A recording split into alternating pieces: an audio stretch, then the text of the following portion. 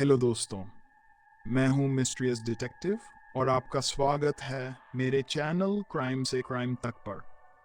आज हम बात करेंगे एक ऐसे सीरियल किलर की जिसने मुंबई और कोलकाता में आतंक फैला दिया था। ये कहानी है स्टोन मैन की। तो चलिए, बिना समय बर्बाद किए सीधे कहानी में चलते हैं। ये कहानी शुरू होती है जब मुंबई को बॉम्बे कहा जाता था। ये वो समय था जब लोग रोजगार की तलाश में इस शहर का रुख कर रहे थे। कई लोग यहाँ आकर झुग्गी झोपड़ी बनाकर रहने लगे। इन लोगों के पास इतना पैसा नहीं होता था कि वो अपने रहने के लिए कोई जगह खरीद सकें।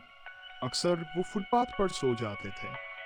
लेकिन उस समय की ये सामान्य सी बातें बाद में एक खौफनाक हकीकत में बदलने वाली थीं। जब अचानक मुंबई में बेघर लोग, जो कूड़ा बीनने वाले और भिखारी थे, मरे हुए पाए जाने लगे। पुलिस ने क्राइम सीन की जांच की।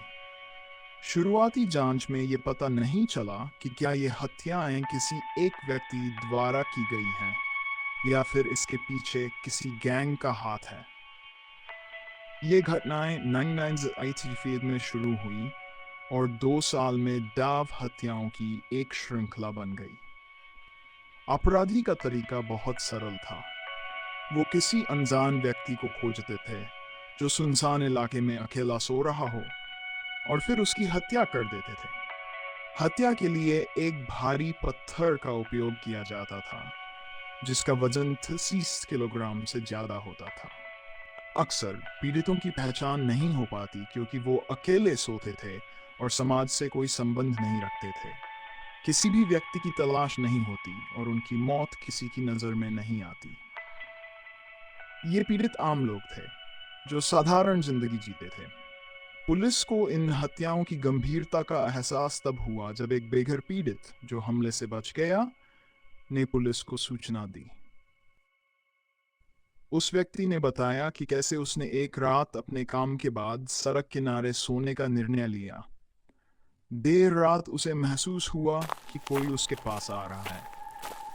जब उसने आंखें खोली तो उसने एक आदमी को देखा जिसके हाथ में एक भारी पत्थर था। इस घटना ने पुलिस की नींद उड़ा दी। अब सवाल यह था कि उस हमलावर को पहचानने में पुलिस को कितनी दिक्कत हो रही थी। उस वेटर ने बताया कि वह एक कम रोशनी वाले इलाके में था और वो अपने हमलावर को ठीक से देख नहीं पाया। फिर एक और घटना हुई। माटुंगा के नजदीक एक कूड़ा बीनने वाले की हत्या कर दी गई। इस बार पुलिस और मीडिया को तुरंत संदेह हो गया कि ये वही स्टोन मैन हो सकता है, लेकिन कोई ठोस सबूत नहीं मिला। 1981 की मध्य में ये हत्याएं अचानक रुक गई। लगभग 1 साल बाद कुछ इसी प्रकार की घटनाएं कोलकाता में होने लगी। लेकिन एक अजीब बात यह थी कि जब कोलकाता में हत्याएं शुरू हुई, तब बॉम्बे में हत्याएं बंद हो गई।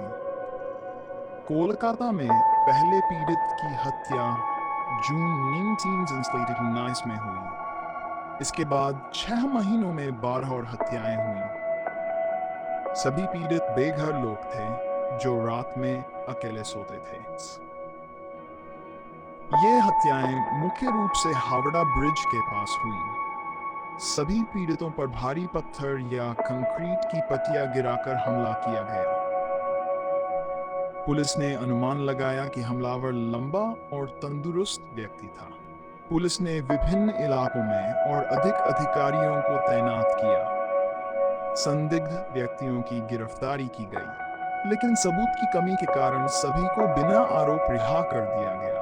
यह ध्यान देने योग्य है कि जब इन लोगों को गिरफ्तार किया गया तो हत्याएं रुक गई। दोस्तों, आज भी ये मामले अनसुलझे हैं। मुंबई और कोलकाता की हाईटेक पुलिस भी इस किलर को नहीं पकड़ पाई। तो दोस्तों, ये थी कहानी एक ऐसे रहस्यमय सीरियल किलर की। आपकी इस कहानी पर क्या राय है? कृपया कमेंट करें और अगर आपको ये वीडियो पसंद आया हो तो लाइक और सब्सक्राइब करना न भूलें। धन्यवाद।